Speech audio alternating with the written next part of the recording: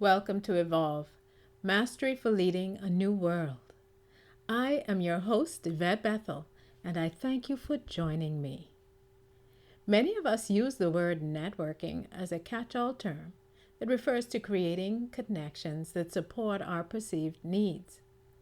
Our needs can be social in nature or career-based, whatever the source of the need. Some leaders approach networking in a broad-based, general way. These leaders take an unplanned approach to networking, arbitrarily building networks that can be made stronger with thought and focused effort. A more targeted approach can benefit you and the people around you. Here are 5 networking strategies you can consider to help you build your career. Strategy number 1 is to build an operational network.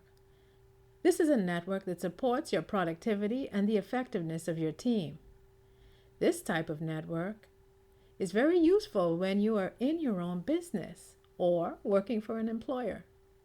The reason for the existence of this type of network is to provide the resources you need to help you achieve your desired results. Operational networks can bring about increased sales capacity, improved customer service, and enhanced results. Strategy number 2 is to build a power network. These networks exist when office politics is allowed to penetrate the culture. There are persons who design their networks with the specific aim of building a power base. For example, some people build a network designed to position themselves for a role of power in the future. Others build a power network with the intention of strengthening and maintaining their existing power base. Both types skillfully cultivate their connections so they can elevate themselves in the power hierarchy. From a constructive perspective, power can be used to empower the team. Strategy number 3 is to build a self-development network. This is a network that exists specifically for your personal and career evolution. It empowers you with these types of opportunities, so you don't have to rely exclusively on your employer to invest in you.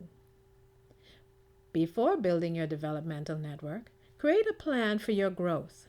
While developmental plans typically focus on academic pursuits, they can be expanded to include mentors, peers, professional networks, and alliances with persons who possess specialized knowledge. Cultivation of this type of network is especially useful when you are seeking a change in career or a promotion. Strategy number 4 refers to a future-focused network strategy. This is an approach to networking from a purpose-driven perspective, creating a networking plan for the present and the future. Building a master plan presupposes the existence of a holistic plan built on both your personal and career goals and objectives. One of the dynamics found in this type of network is that people you network with can change as your needs evolve. Networking strategy number 5 is about building a personal network. This type of network can be designed to impact your preferred lifestyle. It is conceivable that your personal and other networks can overlap, but be sure that when you allow overlapping in your networks, you are not risking the relationships you want to maintain. Some networks, like developmental networks, are built on trust. Others, like power networks, thrive on the absence of trust. If you prefer to build and maintain an authentic network characterized by trust, credibility, and integrity, here are a few tips. Firstly, avoid being the one who is always taking. Balanced reciprocity is important, but reciprocity does not necessarily mean you will always have an opportunity for equal exchange, because you may give more to some than they give to you. but someone else in your network may help you more than you've helped them. Therefore, adopt a service mentality where giving is a conscious and continuous activity. Self-regulation is another way you can maintain your networks.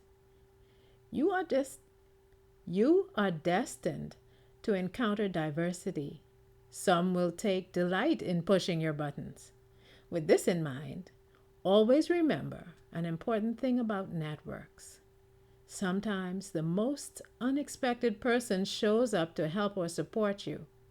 So treat people in your network with respect, even when it's difficult to do this. Be genuine. Everyone can spot a fake a mile away, and it is not possible to create a meaningful two-way connection with someone who is pretending. Additionally, fake behavior does not always allow a network to grow in terms of depth of connection. Instead, pretending can stagnate growth because of a lack of trust. The next point is to nurture your network. It is not enough to have an initial conversation and obtain a business card, then file it. On the other hand, you cannot possibly maintain relationships with everyone you meet. Therefore, you want to build the right relationships and maintain those connections. Send occasional emails, acknowledge special events with cards, or send information about something that might be of interest to the person you met. Stay in touch, even if you have to diarize reminders. The next suggestion is to build your brand. It is not enough to build a network of people who won't remember you when opportunities arise. Build your brand in a way that can add value to you and the people in your network. Take steps to remain at the top of mind, because it is especially helpful when people have heard of you in a positive way before you meet them. The next suggestion is to allow your network to be organic. You will change over time, and so will your network. So you will need flexibility to evolve in your network so it can reflect who you are becoming. Network building takes time, a generous attitude, and consistency. Author Keith Ferrazzi summed it up saying, "The currency of real networking is not greed, it's generosity." Thank you for joining me for this episode of Evolve, Mastery for Leading the New World. I invite you to join me this week, Monday and every Monday, for a new podcast.